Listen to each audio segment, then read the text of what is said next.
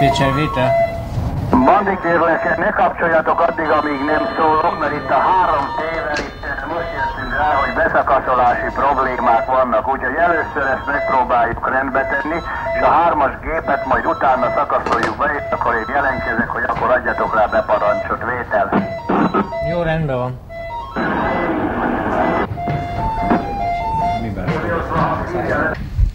Az energiadiszpécser központból Kós András hívja a KFM-et, jelentkezzen, vétel.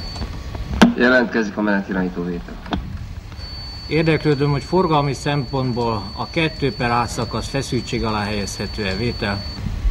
2/A szakasznak forgalmi szempontból feszültség alá helyezéséhez akadálya nincs. 9 óra 37-kor a 2A szakasz feszültség alá helyezzük.